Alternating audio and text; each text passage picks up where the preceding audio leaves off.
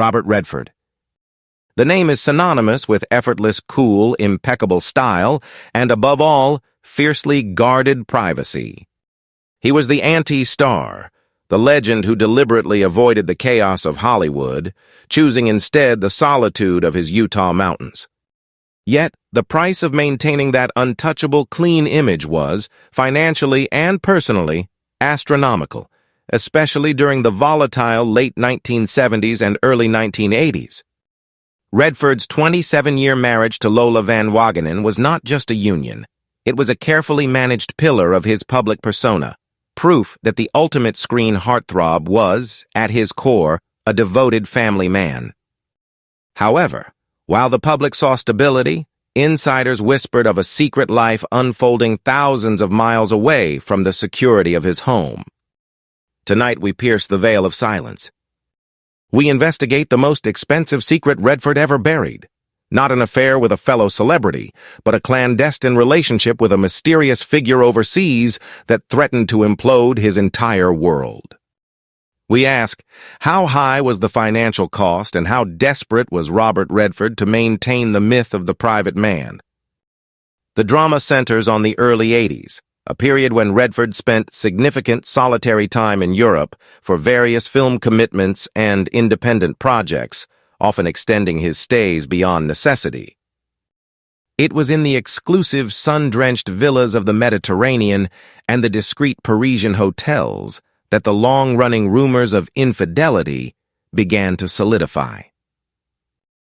The woman at the center was not an actress, but reportedly a beautiful European model or a private artist, a non-celebrity who paradoxically posed the greatest threat because she was outside the studio's usual sphere of influence. This was a relationship sustained by calculated risk and immense secrecy.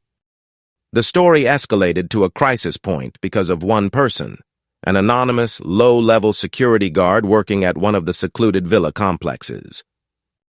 This guard claimed to possess undeniable physical evidence, a series of photographs that purportedly captured Redford and the woman in a definitive, compromising embrace on a private terrace. Was this accidental discovery the breaking point that forced Redford to finally confront the reality of his double life? But the real threat to his carefully constructed image came from an even more daring encounter. A European paparazzi, lying in wait, claimed to have captured the ultimate evidence.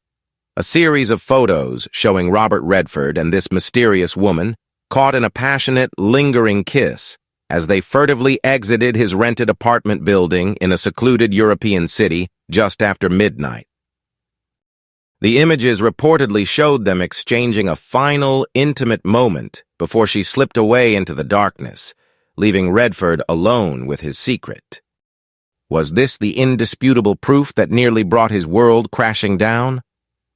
The moment the threat of these new, undeniable photographs reached Redford's inner circle, a high-stakes emergency operation was immediately launched. This was not a soft negotiation. It was a military-grade attempt to secure and destroy the evidence. Redford's public image was considered too valuable, too fragile, to risk a denial that might fail.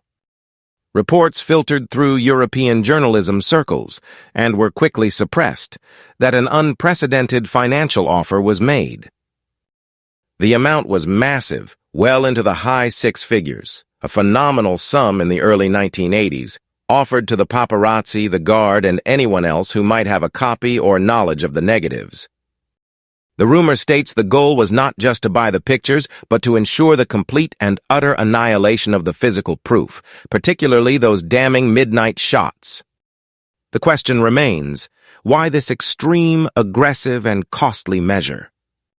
For a star less concerned with his image, a simple denial would suffice. But Redford's fame depended entirely on his perceived authenticity and his solid home life. The financial sacrifice was deemed a necessary investment to protect a priceless brand. Did the money truly bury the truth for good, or did the massive, panicked payoff only serve to confirm the scandalous nature of the original story to the few people who handled the transaction? The aggressive campaign succeeded. The scandal never fully broke in the U.S. press, and Redford's public image as the faithful husband remained largely intact, at least to the world outside the Hollywood inner circle. However, within a few short years, the quiet union that had served as his fortress finally crumbled. In 1985, Robert Redford and Lola Van Wagenen divorced. The timing of the divorce, so close to the era of the expensive cover-up and the threat of those midnight photos, is impossible to dismiss as coincidence. The years of strain, the secrecy, and the immense pressure to live a double life must have taken their toll. Was the relentless, exhausting, and financially ruinous effort to maintain the silent scandal the true underlying cause of his marriage's eventual breakdown?